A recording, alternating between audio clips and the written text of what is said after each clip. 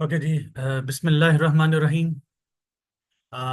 Students, today's topic is barriers to effective communication. Barriers का मतलब होता है रुकावट, ऑब्स्टिकल, हिंड्रेंस। हमने जो फर्स्ट टॉपिक पढ़ा था उसका नाम था जी कंपोनेंट्स ऑफ कम्युनिकेशन, या फिर कम्युनिकेशन साइकिल का हमने टॉपिक पढ़ा था। अब जो दो लोग आपस में बातचीत करते हैं, according to the definition, it's a two way process. Communication is a two way process. जब दो लोग आपस में गुफ्तगू करेंगे, बातचीत करेंगे, तो उनके दरमियान में कभी ना कभी, कहीं ना कोई ऑब्स्टिकल आ सकता है, कोई रुकावट आ सकती है। अब वो कौन कौन सी रुकावटें हैं, उनको आज हम डिस्कस करेंगे। उनके बारे में हम आज गुफ्तगू करते हैं, बातचीत करते हैं। ओके जी। आ, इसका मकसद क्या है कि जब हम बैरियर्स को डिस्कस कर लेंगे तो फिर हमने ये भी देखना है कि इन बैरियर्स को हम ओवरकम कैसे करते हैं, कैसे इन बैरियर्स के ऊपर काबू पाया जाता है। इस बात को भी हमने डिस्कस करना है। ओके जी, सबसे पहले आपके सामने आएगा जी, डेफिनेशन है बैरियर्स टू कम्युनिकेशन की। Any circumstance that prevents the message from being communicated as intended by the sender to the recipient. अब एक सेंडर है, एक रेसिपिएंट है। एक सेंडर रेसिपिएंट को कोई चीज भेजता है, कोई मैसेज भेज रहा है, और जो भी वो मैसेज भेजता है उसकी इंटेंशंस में, अगर उसकी इंटेंशन कुछ और है लेकिन मैसेज उसको किसी दूसरे रेसिपिएंट को किसी और तरह से रिसीव हुआ, तो अगर उसकी इंटेंशंस के मुताबिक मैसेज नहीं पहुंचा, तो इसका मतलब है कि there are some barriers on the way. अब वो कौन से बैरियर्स हैं, वो क्या वजूहात हैं जिसकी बुनियाद के ऊपर ये उस तक मैसेज नहीं सही पहुंचा रेसिपिएंट तक, उन बैरियर्स को, उन ऑब्स्टिकल्स को हम डिस्कस करेंगे। ओके जी, there are many reasons why the message that the sender sends is not the message that the receiver receives and interprets. Barriers might include, number one barrier कौन सा है? Issues in the relationship between the sender and the receiver that can lead to bias. अब यहां पर एक word है जी, बायस का, BIAS। बायस कहते हैं तासुब को। अब तासुब क्या होता है? तासुब होता है कि जब आप अपनी चीज को बेहतर समझें और दूसरे की चीज को बुरा समझें, तो that is called biasness. Sometimes आपने देखा जी कि जब एडवर्टाइजमेंट्स आती हैं टीवी के ऊपर, तो वो लोग अपनी प्रोडक्ट के मुतालिक जो है वो उसकी क्वालिटीज के मुतालिक आप लोगों को बताते हैं। और वो कहते हैं कि ये हमारे पास ये प्रोडक्ट है, इसकी ये क्वालिटीज हैं, इसको इस्तेमाल करने के ये वाले benefits. That's a very good system of marketing. लेकिन अगर कोई प्रोडक्ट बेचते वक्त ये कहता है जी कि ये प्रोडक्ट है और ये बुरी प्रोडक्ट है, इसके अंदर ये खामियां हैं, इसके अंदर ये तमाम बुराइयां मौजूद हैं, इसलिए आप मेरे वाली प्रोडक्ट इस्तेमाल करें, तो ये हम कहेंगे ये बाइसनेस है। यानी आपने किसी दूसरे की चीज को बुरा भला कहकर अपनी चीज को बेच दिया, तो ये बाइसनेस के जुमरे में आ गया, ये तासुब के जुमरे में आ गया, ये डी मार्केटिंग के जुमरे में आ गया। अच्छा, दूसरे नंबर पे, हम जिस जिस मजहब से ताल्लुक रखते हैं, जिस जिस हम फिरके से ताल्लुक रखते हैं, जिस कास्ट से हमारा ताल्लुक है, जिस टेरिटरी से, जिस लैंग्वेज से, जिस मदर टंग से हमारा ताल्लुक है, जिस फैमिली से हमारा ताल्लुक है, हम उन तमाम चीजों पर we are proud of that. There is no doubt, everyone is proud of it.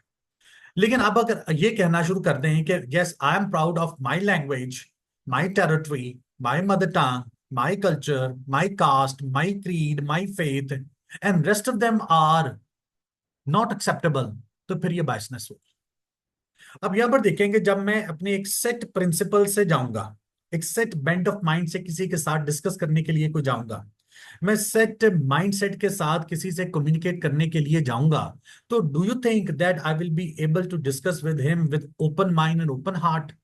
वो नहीं हो सकता। ये एक रुकावट आ जाएगी। जब आपने अपने जहन के अंदर चीजों को सोच लिया और सेट प्रिंसिपल्स को सोच लिया, और आपने ये सोचा कि भाई ये मेरे लिए बेस्ट है और बाकी जो है ना वो सारे बुरे हैं, तो फिर आप ओपन माइंड और ओपन हार्ट के साथ नहीं जाएंगे, तो फिर दूसरे की बातों को आप एक्सेप्ट भी नहीं करेंगे। तो that will be a biggest of the hindrance. तो never ever keep the biasness in with you. अपने अंदर बाइसनेस मत रखें, क्योंकि अगर आप बाइसनेस रखेंगे तो ना अगले की बात को सुनेंगे, अगर वो ठीक भी कह रहा होगा तो तब भी आप क्या कर रहे होंगे कि आपके जो अपने अंदर जो सेट प्रिंसिपल्स हैं वो आपको रेजिस्ट करेंगे that you are not going to accept the other person stance. तो हमें अगले बंदे के स्टांस को अगर एक्सेप्ट करना है तो हमें अपने स्टेटस को से पीछे हटना पड़ेगा। अपने जो मरवजा असूल हैं, जवाबित हैं, प्रिंसिपल्स हैं, हमें उनसे थोड़ा सा स्टेप बैक होना पड़ेगा। Then we will be able to have a good communication with other party. अब हम नेक्स्ट पे चलते हैं। नेक्स्ट है जी noise, physical interference that damages the message as it was being communicated. अब नॉइज है। अब जैसे कमरे के अंदर आप और मैं इस वक्त गुफ्तगू कर रहे हैं तो उस कमरे के अंदर किसी भी किस्म की कोई नॉइज आ जाए, फिजिकल नॉइज, मतलब कोई लोगों का शोर आ जाए, बच्चे आवाज करने लग जाएं, पंखे की आवाज हो जाए या प्रिंटर की आवाज हो जाए जिसकी वजह से कोई डिस्टॉर्शन क्रिएट हो जाए, तो automatically it is going to damage our conversation. तो हमारी कन्वर्सेशन के अंदर रुकावट आ जाएगी। तो फिजिकल सराउंडिंग्स जो होती है हमारे इर्द गिर्द की जितनी भी है उनको भी हमें मैनेज करना पड़ता है। हमें देखना पड़ता है कि हमने किस तरह से उनको हैंडल करना है।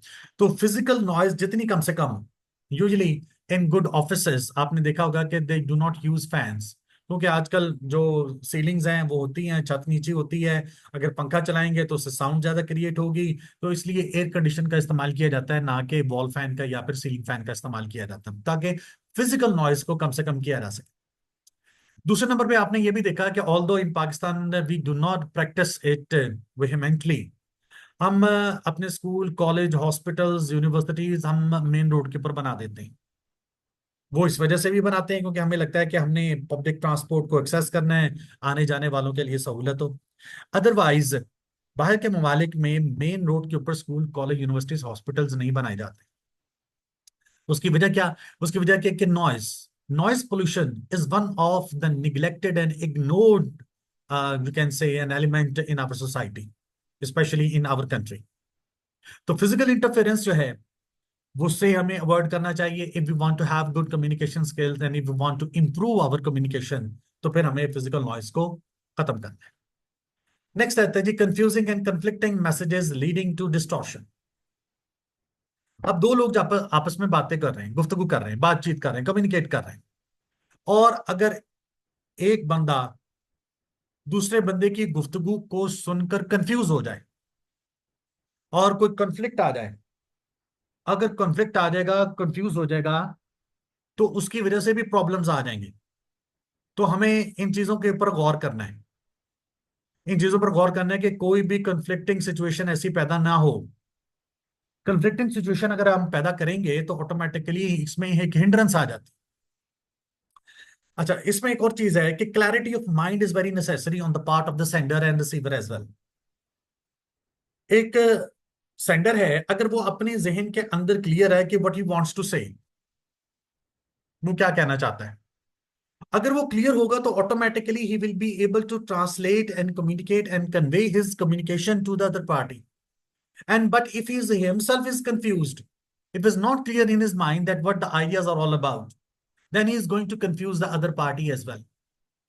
और conflicting situation ये है कि अगर आप उसके किसी बंदे के सामने एक नया आइडिया रखते हैं और वो आइडिया उसके सेट प्रिंसिपल्स के अगेंस्ट जाएगा, तो ऑटोमेटिकली वो कंफ्लिक्ट पैदा हो जाएगा। लेकिन इस कंफ्लिक्ट को दूर करने के लिए हमें क्या करना पड़ता है? हमें अपने सॉलिड रीजंस की बुनियाद के ऊपर, अपने लॉजिक्स की बुनियाद के ऊपर, रीजंस की बुनियाद के ऊपर अगले बंदे को कन्विंस करना पड़ता है। जब आप किसी के सेट प्रिंसिपल्स को डिसलोकेट करते हैं ना, तो उसमें काफी प्रॉब्लम्स आती हैं। नो डाउट उसमें कंफ्यूजन भी आएगी, उसमें कंफ्लिक्ट भी आएगा, उसमें क्लटर भी होगा, उसमें बहुत सारी चीजें और भी इन्वॉल्व होंगी।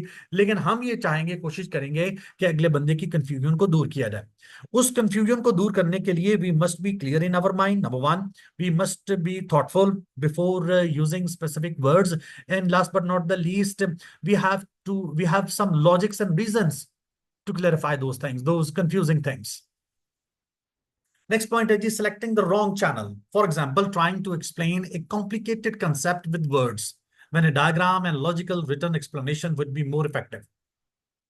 हमने ना पीछे एक जब कंपोनेंट्स ऑफ कम्युनिकेशन का टॉपिक हमने डिस्कस किया उसके अंदर हमने ये बात डिस्कस की थी कि whenever we are going to table some complex ideas, जब भी कोई कॉम्प्लेक्स आइडिया आता है ना, उसके साथ हम एक डायग्राम या एक ग्राफ या चार्ट या पाई चार्ट हम वो बनाकर पेश करते हैं। उसकी वजह क्या है? कि जब भी कोई कॉम्प्लेक्स आइडिया आएगा तो diagram is going to support that complex idea. कुछ चीजें ऐसी होती हैं कि जो कि हमें वैसे महसूस होती हैं कि ये हमें रिटन कम्युनिकेशन से समझ नहीं आएंगी। लेकिन अगर हमें कोई टीचर समझा रहा होगा, साथ डायग्राम की सपोर्ट होगी, साथ ग्राफ होगा, तो वो चीजें हमें बेहतर तौर पर समझ आएंगी। अब चीजों को पहुंचाने के लिए हमने क्या किया? हमने रॉन्ग चैनल का इस्तेमाल किया। यानी आप तक हमने मैसेज पहुंचाया ओरल में या रिटन में, लेकिन वो कॉम्प्लेक्स आइडिया था, वो क्लैरिटी नहीं आ रही थी उसके अंदर। उसके अंदर क्लैरिटी कैसे आनी थी? उसके अंदर डायग्राम्स की मदद से, चार्ट्स की मदद से, पाई चार्ट्स की मदद से क्लैरिटी आ सकती थी। नेक्स्ट है जी, सिलेक्टिंग द रॉन्ग चैनल। हो गया, सॉरी, हो गया जी। नेक्स्ट है जी, suffering interruptions and distraction during transmission of the message. आपने अक्सर देखा होगा, सुना होगा कि जब भी हम किसी से टेलीफोन के ऊपर गुफ्तगू करते हैं तो हम कहते हैं यार तुम्हारी आवाज क्लियर नहीं आ रही, सिग्नल्स ड्रॉप हो रहे हैं, या वीक सिग्नल्स हैं, या फिर डिस्टॉर्शन आ रही है। तो ये इंटरप्शंस हैं। इसी तरह से जब हम ईमेल करते हैं तो ईमेल करते वक्त कभी कभार हमारा जो इंटरनेट है वो डाउन हो जाता है। उस डाउन होने की वजह से भी हमारी कम्युनिकेशन के अंदर जो है वो इंटरप्शंस आती हैं। And distraction during transmission of the message. जब हमने अपने मैसेज को, चाहे वो इलेक्ट्रॉनिक मीडिया के जरिए से किया, चाहे वो किसी ह्यूमन चैनल के जरिए से किया, चाहे कोरियर सर्विसेज के जरिए से किया, जिस भी जरिए से हमने अपने मैसेज को ट्रांसफॉर्म किया ना, वहां पर अगर किसी भी किस्म की डिस्टॉर्शन या डिस्ट्रैक्शन आ गई या इंटरप्शंस आ गई, मुदाखलत आ गई, तो ऑटोमेटिकली वो भी प्रॉब्लम क्रिएट करेगी। अच्छा, इस बैरियर का एक और नुकसान भी है। अगर टाइमली किसी भी बंदे तक मैसेज नहीं पहुंचता, अगर आप अपना मैसेज टाइमली किसी बंदे तक नहीं पहुंचा सके, तो भी उस मैसेज का कोई फायदा नहीं होगा। ये बिल्कुल वैसे है कि जैसे फर्ज करें, आप ईद का मौका है, आपने ईद ग्रीटिंग्स का किसी को मैसेज भेजा, लेकिन हो सकता है इंटरनेट के डाउन होने की वजह से या किसी और वजह से आप इन टाइम उसको मैसेज नहीं पहुंचा सके, तो अगर ईद के बाद उसको जो मैसेज मिलता है तो then there will be no use. तो वो उसका तो कोई फायदा नहीं होगा। तो इसलिए हमें अपनी तमाम चीजों को बिल्कुल एक ऑर्डर में प्लेस करना पड़ता है, ताकि इस तरह की डिस्ट्रैक्शन और इंटरप्शंस को अवॉइड किया जा सके। नेक्स्ट है जी, receiver does not provide feedback. अच्छा, आपने एक चीज, हमने फिर once again I am going back to the last previous lecture, जिसमें मैंने इस बात के ऊपर इंपॉर्टेंस दी थी कि हमने कहा था कि फीडबैक इज वेरी कंपल्सरी, बहुत जरूरी है। अगर फीडबैक नहीं होगा तो मेरे नजदीक, अकॉर्डिंग टू मी, एक कंपोनेंट के ना होने की वजह से आपकी कम्युनिकेशन इनकम्प्लीट होगी। क्योंकि जब तक आपको फीडबैक नहीं मिलेगा, how are you are going to जज your self and how you are going to जज योर आइडियाज। आप कैसे अपने आइडियाज को जज कर सकते हैं? उसके लिए बेहतरीन हल है कि अगले बंदे से फीडबैक रिसीव करें। फीडबैक का रिसीव करना, that is very essential, that is very important. और अगर फर्ज करें आपने किसी को मैसेज भेजा और अगला बंदा फीडबैक ही नहीं दे रहा, आपने अक्सर अपने प्रैक्टिकल लाइफ के अंदर भी ये देखा होगा कि जब आप व्हाट्सएप के जरिए से किसी को मैसेज पहुंचाते हैं, तो यूजुअली तो हम देखते हैं कि जी कि अगर तो डबल क्लिक हो गया तो मैसेज उस तक डिलीवर हो गया। जब वो ब्लू लाइंस आनी शुरू हो जाती हैं तो उसका मतलब है कि मैसेज उसने रीड आउट कर लिया। लेकिन हमारे कुछ दोस्त ऐसे हैं कि जो कि वो मैसेज जो है उसको रीड आउट, यानी उन्होंने वो हाइड किया होता है और वो ब्लू लाइन क्लिक नहीं होती। इसका मतलब है कि या तो वो डेलिबरेटली करते हैं, या तो वो हमारे आंसर का जवाब नहीं देना चाहते।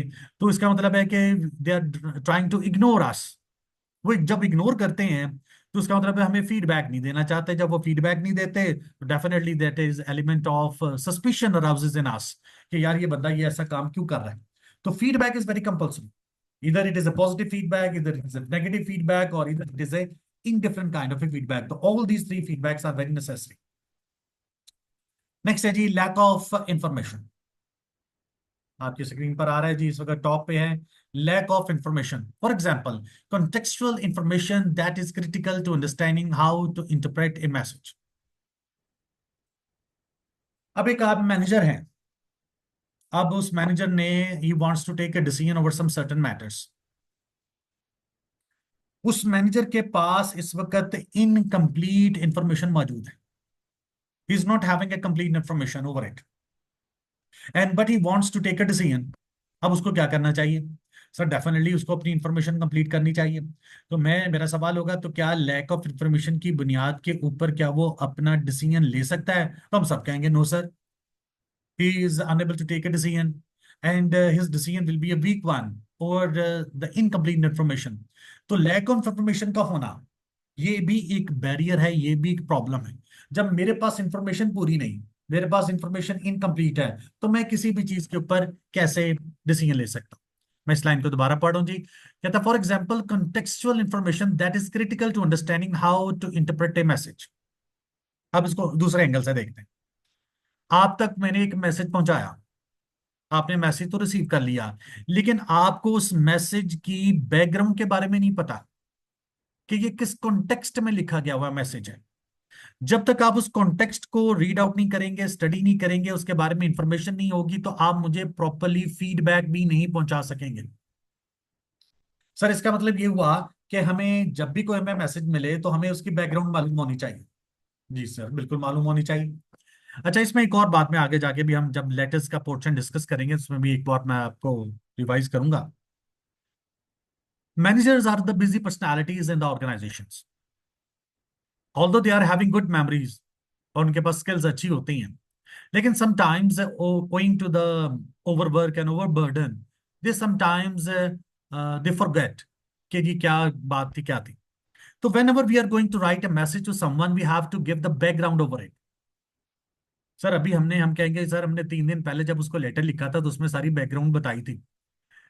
तो देर इज नो हार्म, ये इसमें कोई नुकसान नहीं है अगर दोबारा भी आप उसको उसी कॉन्टेक्स्ट में सारी इंफॉर्मेशन दोबारा से दे देंगे, तो कोई हार्म नहीं होगा। ये उसके लिए भी आसानी होगी और आपके लिए भी आसानी होगी कि ताकि वो आपको क्विक फीडबैक दे सकेगा। अगर वो फर्ज करें आप उसको इनकम्प्लीट इंफॉर्मेशन देते हैं और जब वो स्टडी करता है, पढ़ता है, पढ़ने के बाद वो उसको लगता है कि शायद यार इसके अंदर मुझे नहीं समझ आ रही है कि किस किस कॉन्टेक्स्ट के मतलब ये बात कर रहा है, वो अपने पीए को बुलाएगा, पुराना को लेटर निकालेगा, फिर उसके बाद चेक करेगा। तो व्हाई नॉट, क्या हम उसकी इंफॉर्मेशन के लिए हम उसको कंप्लीट इंफॉर्मेशन हर दफा प्रोवाइड करें? तो दैट्स वेरी गुड। हमें थोड़ी सी एफर्ट जरूर करनी पड़ेगी, लेकिन इससे ये फायदा ये होगा कि कम्युनिकेशन का जो फ्लो है वो बहुत ही प्रॉपरली चलता रहेगा, उसमें कोई भी हिंड्रेंसेस या रुकावट नहीं आएगी। उसके बाद है जी faulty system, weak mobile signals. ये अभी हमने डिस्कस किए थे। हम यूजुअली चाहे वो ईमेल करते हो, चाहे वो मोबाइल के जरिए से बात करते हो, चाहे स्काइप के पर, जूम के ऊपर मीटिंग चल रही हो, तो वहां जहां कहीं पर भी हमें महसूस होता है कि यहाँ पर सिग्नल्स वीक हैं, तो automatically the other party is in the doldrums, वो मुश्किलात का शिकार हो जाती है। अदर पार्टी को लगता है कि पता नहीं क्या कह रहा है, क्या बात मिस कर गए हम। तो जब मीटिंग्स होती हैं या ऑनलाइन मीटिंग्स होती हैं या ऑनलाइन कन्वर्सेशंस होती हैं, तो उसके अंदर बड़ा जरूरी है कि हमें मुकम्मल इंफॉर्मेशन जो है वो अगले बंदे तक पहुंचे। उसके लिए हम प्रॉपर अपना सेटअप तैयार करते हैं, चाहे वो जूम का है, स्काइप का है, इंटरनेट का है, मोबाइल का है, कुछ है, ताकि कहीं पर भी इंटरप्शन नहीं आती। तो हमें चेक और रीचेक दोबारा से करना चाहिए।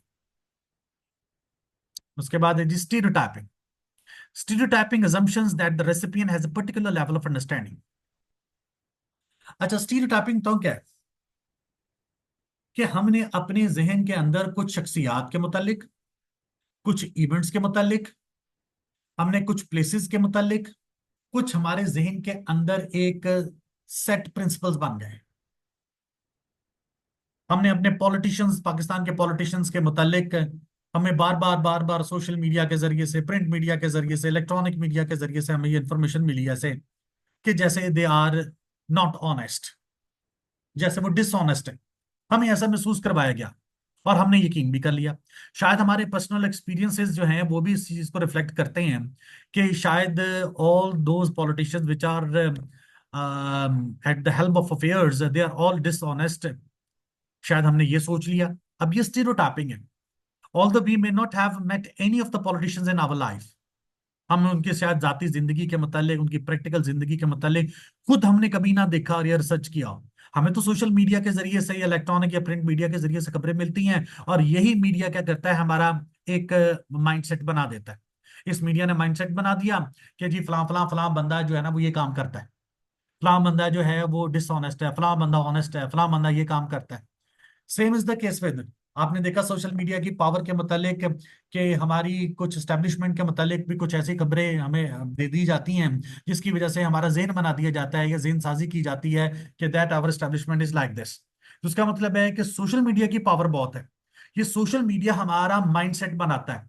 जो माइंडसेट बनाता है, हमारे माइंडसेट के अंदर जो चीजें सेटल डाउन हो जाती हैं, वो सारी चीजें क्या कहलाएंगी? They will be called the stereotypes. Stereotyping assumptions that the recipient has a particular level of understanding। अब मेरा अपना कोई स्टीरियोटाइप है किसी बंदों के मुतालिक, हमारा अपना स्टीरियोटाइप होगा, आपका अपना स्टीरियोटाइप होगा। आप जब भी मेरी तरफ से किसी मैसेज को रिसीव करेंगे तो आप सोच रहे होंगे कि सर ने ये बात क्यों कही, लगता है सर का सोचने का तरीकेकार ये है। हालांकि सर के सोचने के तरीकेकार को तो आप महसूस कर रहे हैं, लेकिन शायद अपने सोचने के तरीकेकार को भी आप फील करेंगे कि शायद आप भी अपने ही rules and regulations, custom, traditions, principles के अंदर रहते हुए उस चीज को अंडरस्टैंड करने की कोशिश कर रहे हैं। तो ये हमारे मतलब, जैसे मैं कहता हूँ स्टीरियोटाइपिंग ये है कि अब हम रैपिड फायर अगर क्वेश्चंस करें ना, उस रैपिड फायर क्वेश्चंस के अंदर आता है कि मैं आपको एक पर्सनैलिटी का नाम लूं तो आपके जेहन में सबसे पहला लफ्ज क्या आएगा? मतलब हम कहते हैं मिस्टर शाहिद अफरीदी, तो आपके जेहन में आता है जी बूम बूम सिक्स नजर आते हैं। ये एक चीज है जो आपने उस पर्सनैलिटी के साथ अटैच कर दी। जब आप जापान का नाम लेते हैं तो आपके जेहन में फौरी तौर पर हिरोशिमा नागासाकी आता है, या उसकी होम अप्लायंसेस का जिक्र आता है, या उसकी ऑटोमोबाइल इंडस्ट्री का जिक्र आना शुरू हो जाता है। जब आप चाइना का जिक्र करते हैं तो चाइना के जरिए से आपको सबसे पहला आता है आबादी का जिक्र आता है। फिर आपको उनकी टेक्नोलॉजी ABCD टेक्नोलॉजी का आपके जेहन के अंदर बातें आना शुरू हो जाती हैं।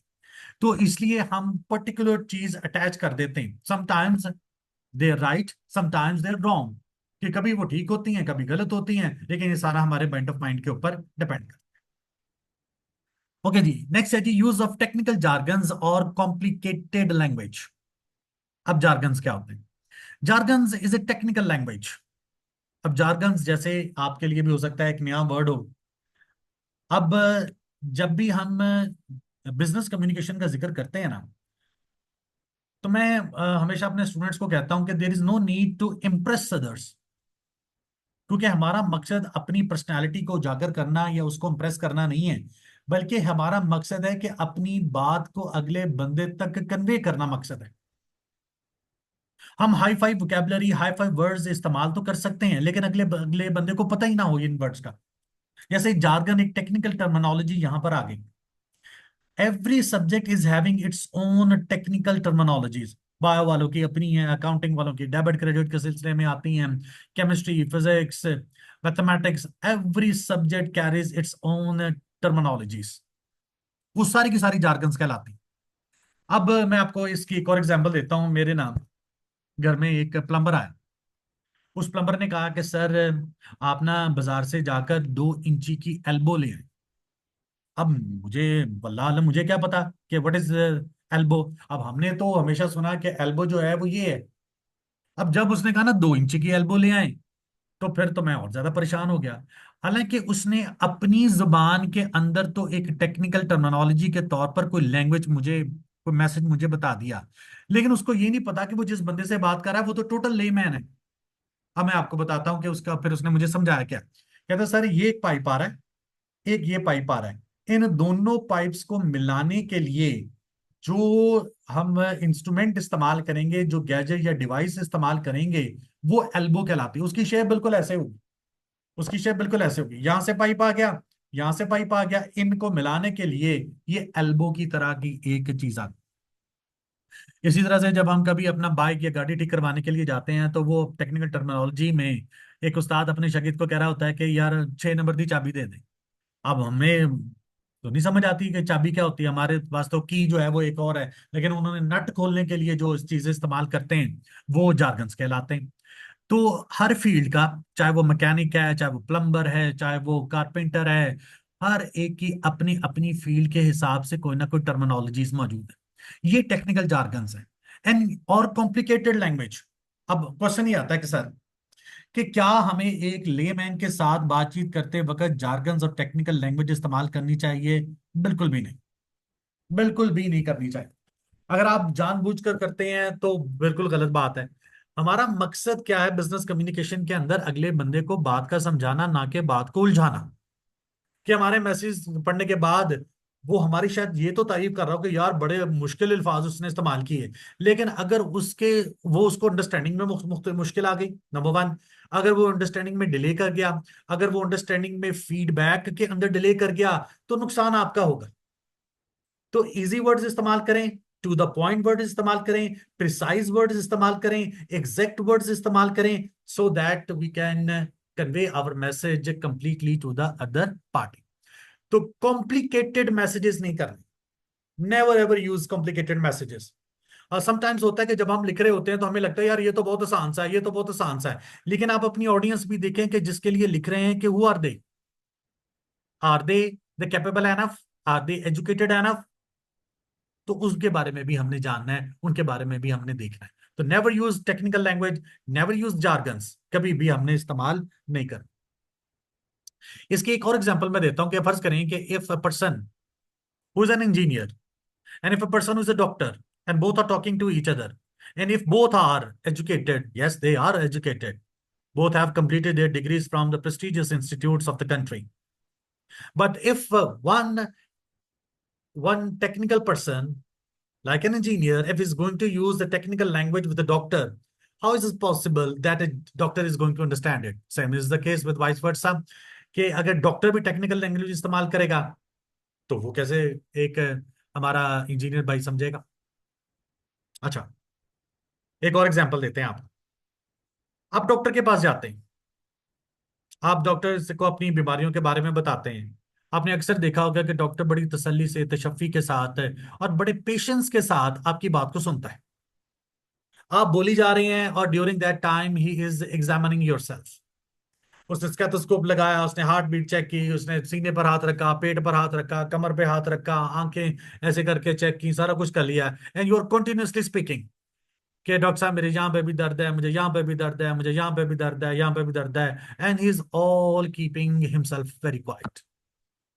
वो बैठ जाएगा एग्जामिन करने के बाद, and is going to write down some test और some he is going to write down some prescriptions. अगर तो उसने टेस्ट लिख के दे दिए तो आप चुप करके चले जाएंगे, टेस्ट करवा के फिर अगले दिन वापस आते हैं। हम अपनी दानिस्त के मुताबिक उन टेस्टों को की रिपोर्ट्स को पढ़ने की, समझने की कोशिश करते रहते हैं। खैर, जब डॉक्टर साहब देखते हैं, डॉक्टर साहब ने देखा और उसके बाद जो है वो प्रिस्क्रिप्शन लिख दिया। अच्छा, एक तो आपको भी पता है कि डॉक्टर्स की हैंडराइटिंग वैसे समझ नहीं आती, और देखें उनकी हैंडराइटिंग को समझने के लिए एक ही बंदा है, that is a chemist, pharmacist, medical store वाला। वही उनकी हैंडराइटिंग को समझता भी है और उसको पता भी लग जाता है कि ये कौन सी मेडिसिन लिखी हुई है। इसका मतलब है कि उसने जो कॉम्प्लिकेटेड लैंग्वेज इस्तेमाल की, डॉक्टर ने जो प्रिस्क्रिप्शन के अंदर दवाइयां लिखी, that can be understood by only one man and that is the medical store. इसका मतलब है कि दो एक जैसे क्वालिफिकेशन रखने वाले, दो एक जैसे मेंट ऑफ माइंड रखने वाले, टेक्निकल लैंग्वेजेस को इस्तेमाल करने वाले एक दूसरे की बात को समझ जाएंगे। लेकिन कभी भी डॉक्टर आपको जो मर्जी बीमारी हो वो आपके साथ शेयर नहीं करता। वो आपको ये कह देता है जी इसको 5 दिन खाएं, 6 दिन खाएं, 7 दिन खाएं, 10 दिन खाएं, you will be perfectly all right. So that's why we say, हम एक इडियोमेटिक एक्सप्रेशन इस्तेमाल करते हैं कि doctor is a half medicine. Doctor himself is a half medicine. जितना मर्जी बड़ा प्रॉब्लम हो, डॉक्टर ने आपको ये कह देना जी 5-7 दिन दवाई खाएं, ये वाले टेस्ट करवा लें ज्यादा से ज्यादा। He is not going to pinpoint, is not going to complicate the situation by telling you कि आपको फला फला बीमारी हो गई, फला फला बीमारी हो गई, अब आपने नहीं बचना, आप चंद दिनों के मेहमान हैं। अगर डॉक्टर इस तरह की लैंग्वेज इस्तेमाल करेगा तो आप तो जिंदा सलामत ही मर जाएंगे। डॉक्टर के ये अल्फाज मेडिसिन खाने से पहले, आपके मेडिसिन खरीदने से पहले पहले, जब डॉक्टर के ये अल्फाज ही होते हैं कि जी कि आपने 3 दिन, 5 दिन, 7 दिन ये दवाई खानी और इंशाल्लाह आप ठीक हो जाएंगे, आप, आई अश्योर यू कि 50% आप वहां से ठीक होकर ही उठते हैं। सो ये कुदरती सी बात है, हमें सिंपथी मिलती है, हमदर्दी मिलती है। So doctors do not use technical language with their patients. तो एक तरह के लोग ही एक दूसरे की टेक्निकल लैंग्वेज को समझ सकते हैं, अदरवाइज प्रॉब्लम्स विल अराइज। उसके बाद है जी poor listening skills of the receiver, lack of attention, ability to absorb information और perceptual selection. In simple term, selective hearing, hear only what they want to hear. इसमें 2-3 चीजें हैं। अगर आप एक ऑडियंस के तौर पर बैठे हैं और मेरी गुफ्तगू को सुन रहे हैं। अच्छा, समटाइम्स कुछ लोग ऐसे हैं जिनकी पुअर लिसनिंग है। ये owing to the number of the students, owing to the number of the audience in the classroom, उसके ऊपर भी बड़ा डिपेंड करता है। अगर स्पीकर की आवाज थोड़ी है और एक बच्चा जो है वो एट द एंड बैठा हुआ है, बहुत दूर बैठा हुआ है, एंड ऑडिबल नहीं है आवाज, यानी स्पीकर की आवाज उस तक नहीं पहुंच रही, उस तक सुनाई नहीं दे रही, तो ऑटोमेटिकली क्या होगा कि आवाज ना आने की वजह से क्या हुआ, उस तक वो मैसेज कंप्लीटली नहीं पहुंचा, नंबर वन। और अगर बेशक वो अगली सीट पर बैठा है but he was having some ear problems, उसकी कोई जो है वो सुनने की समातों में के अंदर मसला है, तो ऑटोमेटिकली ये भी एक बैरियर होगा। ये एक फिजिकल बैरियर भी कह सकते हैं, या हेल्थ इश्यूज के जमरे में भी आएगा। दूसरा हमने कहा जी लैक ऑफ अटेंशन, तो वो जो ही नहीं, he is totally engrossed in his own thoughts, वो अपनी सोच में मगन है। तीसरे नंबर पे एबिलिटी टू ऑब्जॉर्व इंफॉर्मेशन और परसेप्चुअल सिलेक्शन। अब हमारे यहाँ पर वैसे एक आदत है कि हम ना अपनी मर्जी की गुफ्तगू सुनते हैं, अपनी मर्जी की बातें सुनने के आदी हैं। हमने कहीं पर आधे पौने घंटे का लेक्चर सुना, जो भी बात की सुनी, वहां से हम देखते हैं कि जो मेरे मतलब की बात है वो मैंने पिक कर लेनी, बाकी सब बातों को मैं इग्नोर कर देता हूं। ये कहलाती है सिलेक्टिव परसेप्शन। ये सिलेक्टिव परसेप्शन भी खतरनाक है। हम अपनी मर्जी की ट्रांसलेशन करते हैं, हम अपनी मर्जी का उसके साथ बातचीत कर लेते हैं, कम्युनिकेशन कर लेते हैं। जो अपनी काम की बात लगे उसको रख लिया, और जो बाकी ना लगे हम उसको इग्नोर कर देते। यूजुअली ना हम जब छोटे थे, बचपन में थे ना, तो हम ये अक्सर बेशतर जब भी कोई सवाल समझ नहीं ना आता था, तो उस वक्त हम कह दिया करते थे कि शायद ये इंपॉर्टेंट नहीं है, उसको इग्नोर कर दे। यानी इग्नोर करने से हमें ऐसा लगता था कि शायद ये क्वेश्चन जो है वो पेपर में नहीं आएगा। तो सिलेक्टिव परसेप्शन का जिक्र हो रहा है।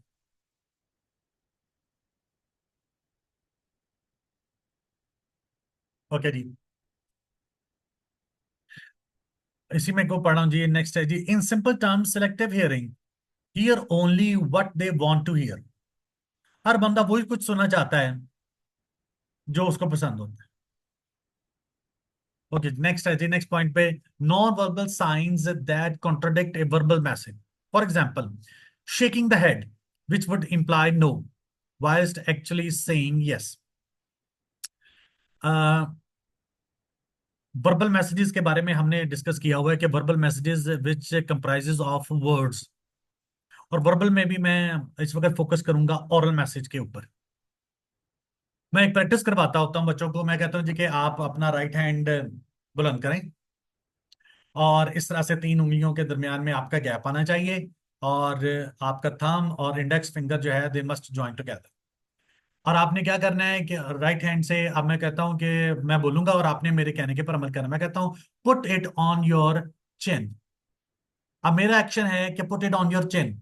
अब जब मैं ये कहता हूं तो every one focuses on my gestures and postures, तो क्लास के जितने भी बच्चे होते हैं वो अपने हाथ जो है वो इस तरह करके वो यहां पर रख लेते हैं।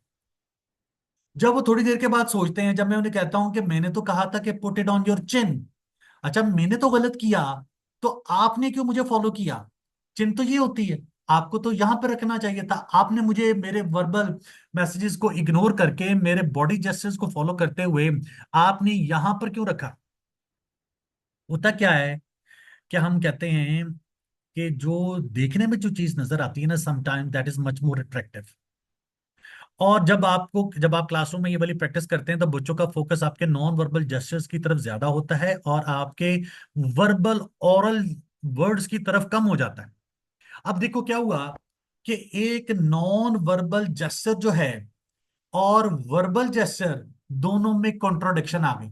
मैंने कहा put it on your chin, लेकिन चिन तो ये होती है, वर्ड्स कुछ और कह रहे हैं, एक्शंस कुछ और कर रहे हैं। वर्ड्स कुछ और कह रहे हैं, एक्शंस कुछ और कर रहे हैं, इसका मतलब है देयर इज ए कॉन्ट्रोडिक्शन। दोनों के अंदर तसाद आ गया, तसादुम आ गया, दोनों के अंदर रुकावट आ गई। अब वर्ड्स कुछ और कहें और काम कुछ और हो, अच्छा, ये प्रॉब्लम आएगी। इस प्रॉब्लम की वजह से यहां पर ये बैरियर आ जाता है। जैसे मैं कहता हूं जी कि इंशाल्लाह क्लास 5 मिनट के अंदर अंदर खत्म हो जाएगी, 5 मिनट और हैं, 5 मिनट के अंदर ही हम क्लास खत्म कर देंगे। अब मेरे वर्ड्स कुछ और कह रहे हैं but my actions are saying something else. अब आप कहेंगे सर आप किसके ऊपर फोकस करें, आपके एक्शंस के ऊपर फोकस करें या हम आपके वर्ड्स के ऊपर फोकस करें? जब स्पीकर इस तरह की कॉन्ट्रोडिक्टरी जब वो स्टेटमेंट्स पास करेगा, कि जब वो वर्ड्स कुछ और करे एक्शंस कुछ और करे, तो definitely it is going to create a barrier in the minds of the receiver. उसके अंदर रिसीवर के अंदर आप कॉम्प्लिकेशंस आ जाएंगी, पेचीदगी आ जाएंगी, वो बैरियर आ जाएगा। उसको समझ नहीं आएगी कि मैंने एक्शंस को फॉलो करना है कि या मैंने वर्ड्स को फॉलो करना। इसी तरह से जो उसने एग्जांपल लिखी है, वो कहते हैं, आप कहते हैं जी के for example shaking the head which would imply no whilst actually saying yes. मैं कहता हूं जी के इंशाल्लाह इंशाल्लाह इंशाल्लाह, आप कहना चाहते हैं नो और कह रहे हैं यस, या आप कहना चाहते हैं नो और कह रहे हैं यस। तो ये दोनों के साथ के एक्शंस कुछ और करें वर्ड्स कुछ और करें, तो इससे एक बहुत बड़ी कंफ्यूजन जो है वो क्रिएट हो सकती है। उसके बाद है जी इंफॉर्मेशन ओवरलोड। इंफॉर्मेशन ओवरलोड से मुराद ये है कि एक मैनेजर है, उसके पास बेतहाशा काम है, बहुत काम है उसके पास, he is overloaded and overburden. तो आपको लगता है कि वो अच्छे तरीके के साथ प्योरली कोई काम कर पाएगा? हम कहते हैं नहीं सर। अगर उसके पास टाइम फ्रेम भी कम है, उसके पास काम भी ज्यादा है, तो क्या वो अपना काम बआसानी कर पाएगा? No sir, he can't do it. Okay. This can become a huge, particularly with emails whereby the recipient is so swamped with the volume of the messages that they're simply unable to read, interpret, and act on all the communications received. उसके बाद ढेरों किस्म की email आ गई। Sometimes ये है होता है कि जब हम छुट्टियां गुजारने के बाद आते हैं या ईद के बाद आते हैं ना, तो हमारा काफी ज्यादा काम पड़ा होता है। फिर उस काम को हमने जब करना ना, तो उसके लिए हमें बड़े प्रॉब्लम्स आते हैं। तो जब भी कोई काम आउटस्टैंडिंग पड़ा होगा, ओवरबर्डन होंगे हम, तो उसकी वजह से बड़ा प्रॉब्लम का शिकार हो सकता है। तो managers are unable to handle all these problems. तो हमें क्या करना है? हम ना तो उसको इंटरप्रेट कर सकेंगे, ना ठीक तौर पे काम कर सकेंगे। तो हम उन फाइल्स को टेकअप करते हैं, वो फाइल्स जो कि द मोस्ट इंपॉर्टेंट होती हैं और वो मोस्ट अर्जेंट होती हैं, उन फाइल्स को टेकअप कर लिया जाता है। उसके बाद है जी डिफरेंसेस इन एजुकेशन एंड और social background leading to cultural differences and varying interpretation of the same message. इस को पढ़ाते हुए हम ना, इस टॉपिक को यानी इस पॉइंट को, जिसको वैसे हमने पहले भी डिस्कस किया है। अब डिफरेंस इन एजुकेशन है। अभी मैंने एक आपको एक पहले भी एग्जांपल दी। एक बंदा डॉक्टर है, एक बंदा साइंटिस्ट है, एक बंदा इंजीनियर है। Although they are all educated, लेकिन when they are going to talk to each other there will be some barriers because they must be communicating in their past perspective, अपने अपने एक्सपीरियंसेस के हवाले से गुफ्तगू कर रहे होंगे। तो इस वजह से उनके दरमियान में आ जाता है। फिर आता है social background. Social background social background से मुराद ये है कि बहुत सारे लोग जो है ना, वो मुख्तलिफ किस्म के कल्चर से, मुख्तलिफ किस्म के बैकग्राउंड से आते हैं। और जब मुख्तलिफ किस्म के बैकग्राउंड से आते हैं ना, तो उनको एक दूसरे को अंडरस्टैंड करने के अंदर भी टाइम लग जाता है। फिर मेरा एक क्वेश्चन ये होता है बच्चों के साथ, मैं उनसे पूछता हूं कि बताइएगा कि अगर आपको एक ही तरह की इन्वायरमेंट में एक ही तरह के लोगों के दरमियान में काम करने का मौका मिले, आप उसमें ज्यादा अपने आप को कंफर्टेबल महसूस करेंगे, कि या फिर आप मुख्तलिफ किस्म के मल्टी एथनिक किस्म के लोगों के दरमियान में आपको काम करने का मौका मिले, जिनकी कल्चरल और सोशल बैकग्राउंड डिफरेंट किस्म की हो, तो आप किस में ज्यादा कंफर्टेबल महसूस करेंगे? तो हर बच्चा ये कहता है कि sir I will love to work in an environment जहां पर सेम सोसाइटी के लोग, सेम कल्चरल बैकग्राउंड के लोग मौजूद।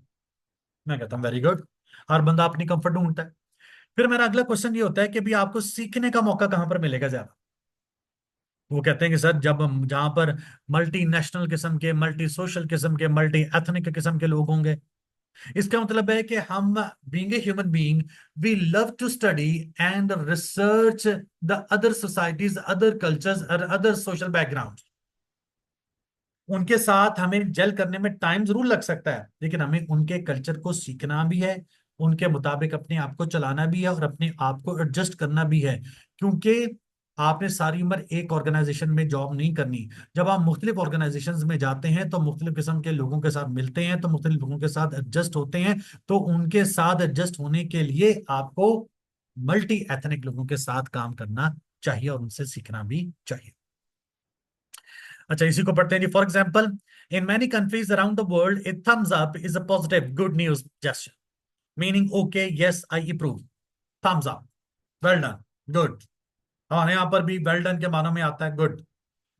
कहते हैं जी, whereas in some countries such as Afghanistan, Nigeria, parts of Italy, Greece and South America, is it an offensive obscene insult. अब उनकी बैकग्राउंड मुख्तलिफ, उनका कल्चर मुख्तलिफ, उनको थम्स अप करेंगे तो जब वो कहेंगे, जैसे हमारे यहाँ पर भी होता है, ये हमें ठेंगा दिखा रहा है, ठेंगा दिखा रहा है। अब यहाँ पर भी इसी साइन का हम डिफरेंट मतलब ले सकते हैं। कोई कहेगा वेल डन थम्स अप के माने में भी लेंगे, जिन्हें इसकी बैकग्राउंड का पता। कुछ कहेंगे कि जी हमें अंगूठा दिखाया जा रहा है, कि पता नहीं अंगूठा छाप है। जब इस तरह की होगा तो वहां पर प्रॉब्लम्स आएंगे। हमें अगले बंदे के नॉन वर्बल साइंस को भी समझना और सीखना है। आपने जापानीज को देखा होगा। Japanese Prime Minister, whenever he goes and exchange the greetings with some other dignitaries of the world, वो सबसे पहले जाकर उनके सामने बो करते हैं, झुकते हैं। अब हमारा हमें हम जब किसी के सामने ऐसे झुकेंगे तो अगला बंदा कहेगा पता नहीं ये तो गुलाम है, ये तो गुलाम बन गया, ये तो कमजोर आदमी है, ये अगले के सामने झुक रहा है। हमारे यहाँ पर ये समझा जाएगा, लेकिन उनके यहाँ पर ये कल्चर है कि वहां पर ये इस तरह से करते। नेक्स्ट है जी, sender and receiver speaks different languages. ये फिर इसी तरह से आएगा कि अगर आप, if you are totally unaware with the French language or the Chinese language, then how you are going to talk to them? जब एक दूसरे की, जब हमारी लैंग्वेज मुख्तलिफ होंगी तो हम एक दूसरे की बात को किस तरह से समझ जाएंगे। तो हम अक्सर तो क्या कहते हैं, कहते हैं यहां पर नॉन वर्बल जेस्चर काम आएगा। जो हमारे जेस्चर्स एंड पोस्चर्स है ना, वो काम आते हैं। आपने देखा होगा कब जब हम किसी से टाइम पूछते हैं, हम इस तरह का इशारा करते हैं। जब हम किसी को पानी मांगते हैं, हम इस तरह का इशारा कर देते हैं। जब हम बोर हो रहे होते हैं, वी यूजुअली यॉन, हम जवाइयां लेना शुरू कर देते हैं, अंगड़ाइयां लेना शुरू कर देते हैं। ये नॉन वर्बल जेस्चर्स काम आते हैं। आपने देखा जी, पाकिस्तान क्रिकेट टीम के जो प्लेयर्स हैं, जब बाहर की लीग्स में जाकर खेलते हैं तो हम ज्यादातर उनकी बातों को समझ लेते हैं, लेकिन बोल नहीं सकते इंग्लिश हमारे प्लेयर्स। तो लेकिन क्रिकेट की अपनी एक जुबान है, हॉकी की अपनी एक जुबान है, स्कॉश की अपनी एक जुबान है। तो वो नॉन वर्बल जेस्चर जो है ना, वो वहां पर काम आते हैं, क्योंकि वो यूनिवर्सल है। कि लॉन्ग टेनिस का, क्रिकेट का, हॉकी के रूल्स सारी दुनिया में एक जैसे हैं, इसलिए वहां पर नॉन वर्बल जेस्चर्स ही काम आते हैं। नेक्स्ट है जी, sender and receiver dislike each other and do not trust each other. अब सेंडर और रिसीवर क्या कर रहे हैं जी, एक दूसरे को पसंद नहीं करते। अभी हमने ऊपर पढ़ा था सिलेक्टिव परसेप्शन का और स्टीरियोटाइपिंग का, ये उससे मिलता जुलता है। अब जब आपने अपनी जहन के अंदर एक बात बना ली कि फलां बंदा जो है ना वो इस बेंट ऑफ माइंड का, जैसे हम इंडियंस को देखते हैं। हमें बताया गया, हमें पढ़ाया गया, हमने अपने एक्सपीरियंसेस से देखा कि Indians they are our enemies, we thought so, कि वो सारे के सारे हमारे दुश्मन। जब हमने अपने जहन के अंदर एक आइडिया सेट कर लिया है कि that Indians can't be our friends, वो कभी नहीं बन सकते हमारे अच्छे, ना हमसाये बन सकते हैं, ना दोस्त, तो दूर की बात है। जब इस बेंड ऑफ माइंड के साथ हम किसी से बात करेंगे तो हम, एक हॉकिश किस्म का एटीट्यूड होगा हमारा, कि हमने इनकी कभी बात नहीं माननी, चाहे अगला बंदा बात ठीक भी कर रहा हो, but we are not going to accept it.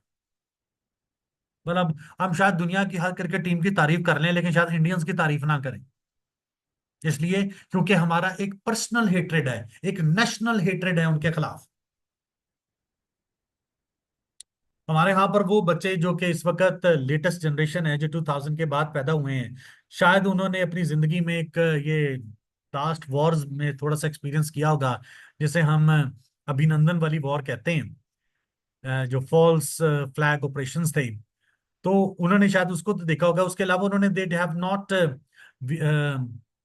Experienced any kind of a war, लेकिन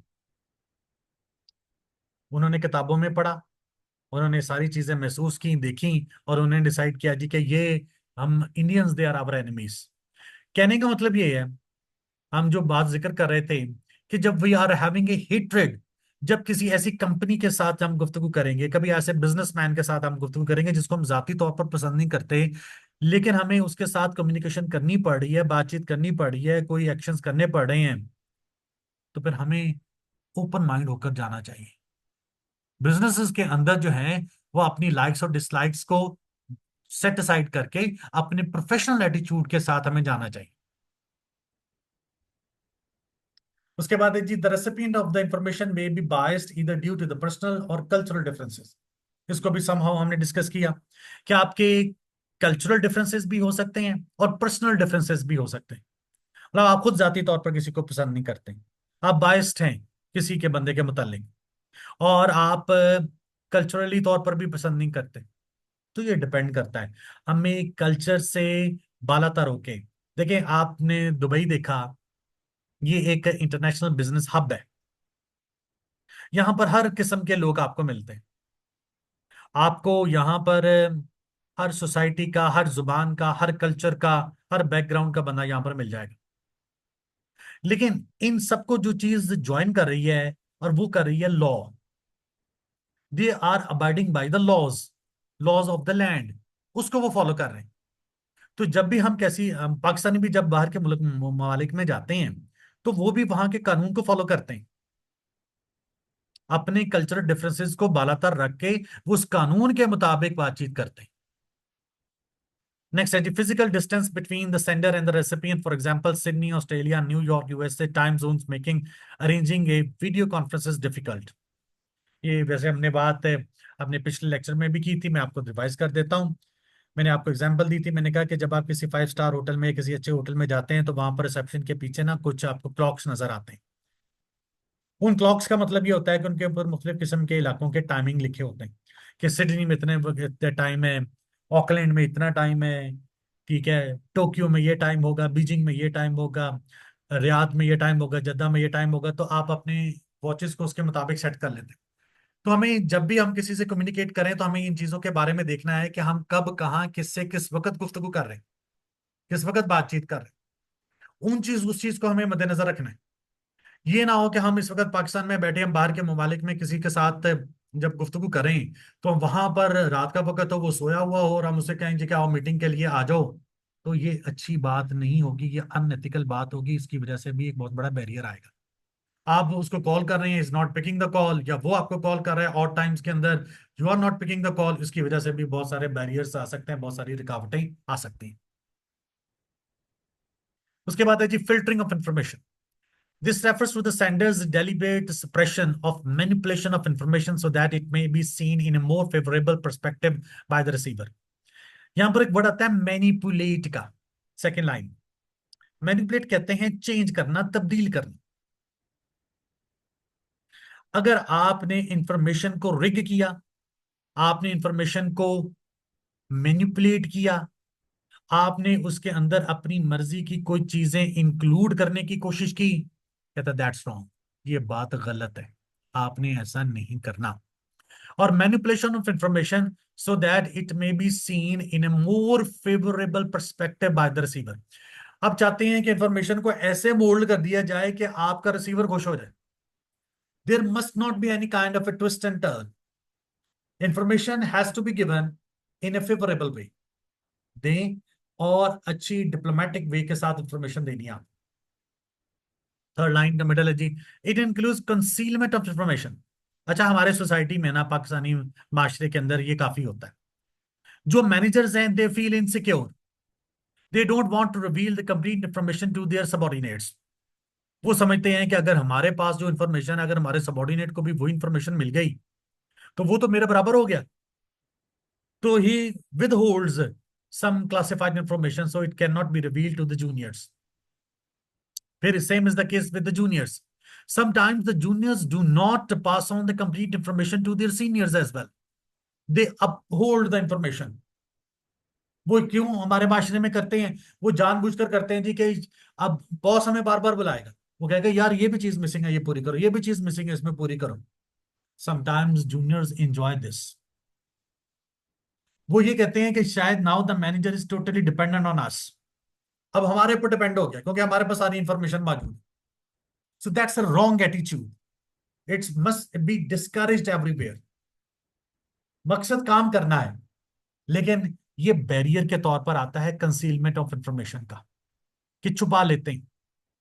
लाइन में दोबारा से पढ़ रहा हूं, थर्ड लाइन है मिडल में से, ये मैं कर्सर भी उधर रखता हूं जी। It includes concealment of information by the sender which is not considered to be in accordance with expectations और view points of the receiver. कहता रिसीवर के व्यू पॉइंट्स के मुताबिक नहीं, उसने छुपा लिया। यानी आपको इंफॉर्मेशन मुकम्मल चाहिए। अब अगर टीचर आप अपने बच्चे से सारी इंफॉर्मेशन छुपाना शुरू कर दे और उसको तमाम बातें ना बताए और वो विद होल्ड कर ले सारी इंफॉर्मेशन, तो बच्चा तो कंफ्यूज ही रहेगा। तो कंप्लीट इंफॉर्मेशन हमें ट्रैवल करनी। लास्ट है जी इसका point, selective perception. This describes the process by which the subconscious mind subjectively decides which stimuli relating to an object, person, or event are relevant and accepts only such stimuli which do not contradict the interest, experience, backgrounds, and attitude of the recipient and match the individual's viewpoints. All other stimuli are considered irrelevant by the recipient and are and ignored and rejected by the subconscious mind.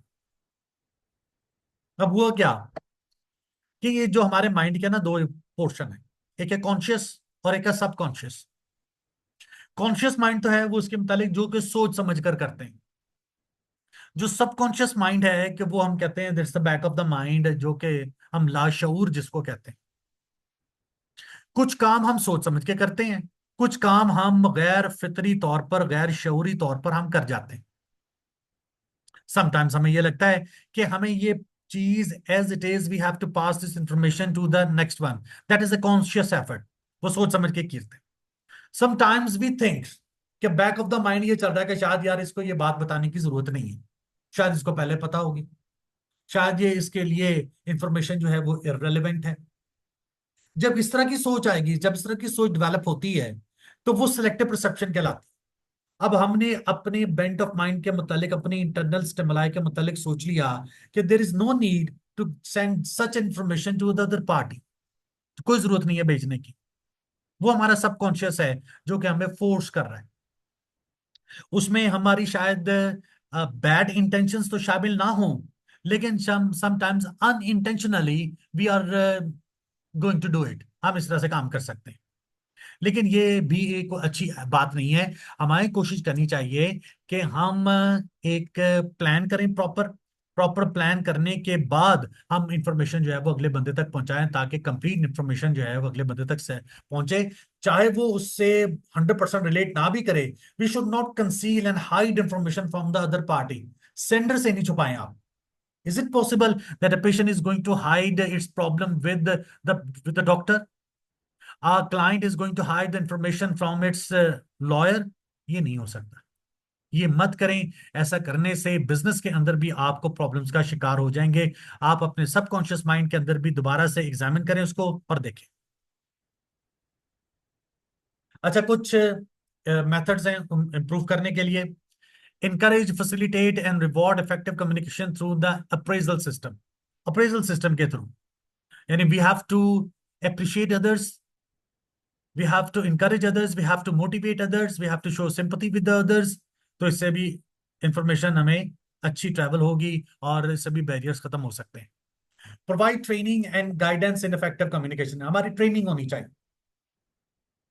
हर बंदे की training होगी किस तरह से हमने अपनी communication skills को बेहतर बनाना है और किस तरह से बैरियर्स को दूर करना है। नेक्स्ट है जी, minimize potential for misunderstanding by embedding guidelines and expected best practices with the firm policies and procedures। इसका मतलब है एसओपीज डिफाइन करें, स्टैंडर्ड ऑपरेटिंग प्रोसीजर्स हैं वो डिफाइन होने चाहिए। कुछ सेट प्रिंसिपल्स हैं जो हर ऑर्गेनाइजेशन के अंदर मौजूद होते हैं, उनको डिफाइन करते हैं कि भाई ये हैं, ये चीजें आपने अगले बंदे तक पहुंचानी ही पहुंचानी है। You can not uphold and with hold such kind of information, अब नहीं कर सकते, कोई चीज कंसील ना करें। ये मैकेनिज्म है, इस सिस्टम के थ्रू आपने चीजें अगले लेवल तक पहुंचानी है। Then the information will be a complete one. अगर इसमें से कोई स्टेप भी छूट गया, जैसे देखो, आपने कभी ऑनलाइन कभी कोई फॉर्म फिल कर रहे होते हैं ना, आप उसमें से कोई एक पोर्शन छोड़कर देखें, और आप अगले पेज पर जाना चाहें तो वो आपको अगले पेज पर जाने नहीं देता, और वहीं पर रोकर कहता है जी कि फलां फलां इंफॉर्मेशन आपकी इनकम्प्लीट है। उसके नीचे रेड लाइन के साथ स्टेटमेंट आनी शुरू हो जाती है, क्या कहता है, पहले आप इस इंफॉर्मेशन को पूरा करें, फिर आप नेक्स्ट पे आइएगा। तो उसका मतलब क्या हुआ कि वो कहता है कि कब आपने कोई अगर स्टेप फॉलो नहीं किया तो मैं वहीं पर रोक दूंगा, अगर आप ये स्टेप को छोड़कर आगे जाएंगे तो it will be A barrier. Next, adopt technology system and procedures that reflect current best practices and keep the business up to date। Technology का कहता है इस्तेमाल करें, सिस्टम्स का, प्रोसीजर्स का इस्तेमाल करें, और अपने बिजनेस को, अपने सेटअप को अप टू डेट रखें, तभी आपका बिजनेस जो है वो फ्लरिश करेगा। Next, manage conflict and politics both internally and externally. Now, politics is an integral part of every organization. Either it is a minor political system or there is a major political system. But as human beings, we always indulge into some kind of politics. हम कहते हैं कि यार मैं तो नहीं politics करता। अब बेसिकली खुद खुद ही कर रहे होते हैं, खुद सबसे ज्यादा करते हैं, और बात साथ साथ कह भी रहे होते हैं कि no no no no no, I do not indulge in into such kind of a politics. तो अब मैनेज करना होता है। ह्यूमन बींग्स हैं, इकट्ठे रहेंगे, लाइक्स एंड डिसलाइक्स भी चलेंगी, पॉलिटिक्स भी चलेगी। उस पॉलिटिकल सिस्टम को आपने हैंडल करना है, मैनेज करना है, ताकि आपका कम्युनिकेशन सिस्टम का फ्लो जो है वो ठीक रहे। अगर आप अपनी लाइक्स और डिसलाइक्स में इतना ज्यादा इन्वॉल्व हो जाएंगे, हो सकता है कि जिस बंदे से आपको इन्फॉर्मेशन चाहिए वो आपको इन्फॉर्मेशन दे ही ना, और आपके काम में रुकावट आए। आपकी पर्सनल लाइक्स और डिसलाइक्स की वजह से क्या हो रहा है, आपके काम में रुकावट आ रही। तो मैनेज पॉलिटिकली। ये कभी नहीं हो सकता कि आप जो है वो अपनी लाइक्स और डिसलाइक्स को ज्यादा अहमियत दें और अपने काम को कम अहमियत दें। तो it would be a biggest kind of a barrier. तो खुदा रहा ऐसे ना कीजिएगा। लास्ट पॉइंट है जी इसका जी, establish communications channels and mechanism again within a firm policies and procedure, ensure these are communicated to staff in a timely and effective manner। हमारा अगला टॉपिक जो होगा ना वो है कम्युनिकेशन इन एन ऑर्गेनाइजेशन। उसमें हम देखेंगे कि किस तरह से हमने इंफॉर्मेशन एक जगह से दूसरी जगह के ऊपर ट्रेवल करनी है। यहां पर भी वो ये कह रहा है, अब लास्ट लाइन इसकी पढ़िए, क्या कहता है, ensure these are communicated to staff in a timely and effective manner. हमने एक भी बैरियर ये भी पढ़ा था कि अगर आपने इंफॉर्मेशन टाइम पर ना दी और डिलेड इंफॉर्मेशन पहुंची, जैसे ईद मुबारक का जिक्र कर रहे थे, तो उसका कोई फायदा नहीं। तो अपने स्टाफ को बताएं कि अप टू डेट रहें, इन टाइम काम करें, और टाइमली इंफॉर्मेशन अगले बंदे तक पहुंचाएं। अगर आप टाइमली इंफॉर्मेशन नहीं पहुंचाएंगे, बैरियर्स आएंगे, रुकावट आएंगे, काम के अंदर ताखीर होगी, अगली पार्टी नाराज हो सकती है, अगली पार्टी कोई आपका जो बिजनेस डील है वो भी कैंसिल कर सकती है। तो आप लोगों ने इन तमाम बातों के ऊपर कहता है फोकस करना है। तो ये हमारा था जी बैरियर्स इन कम्युनिकेशन का टॉपिक। होप सो आप लोगों को इस बात की समझ आई होगी। अगर कोई क्यूरीज हो तो हमसे डिस्कस कीजिएगा। We are already for you people. Barriers हैं, और हर ऑर्गेनाइजेशन के अंदर इनके अलावा भी मुख्तलिफ किस्म के बैरियर्स आते हैं, जिसमें मैं आमतौर पर कहता हूँ साइकोलॉजिकल बैरियर है। अब मैं बस फर्ज करें, if a person is who is speaking is suffering from any kind of a psychological barrier, how is going to impart information to the other people? If a person is suffering from a domestic problem, if a person is suffering from the financial problem, if a person is suffering from the health issues, वो कैसे अगले बंदे तक अपनी पूरी बात अच्छी तरह से पहुंचा सकता है? सो ये भी कुछ बैरियर्स हैं। इन बैरियर्स को भी हमें टेकअप करना पड़ता है, और हमें इनको डील करना पड़ता है। तो ये कुछ चीजें थी जो आज हमने बैरियर्स इन कम्युनिकेशन के बारे में डिस्कस की। Hope you understand the today's lecture. Okay जी, थैंक यू वेरी मच जी, ऑल ऑफ यू। अल्लाह हाफिज।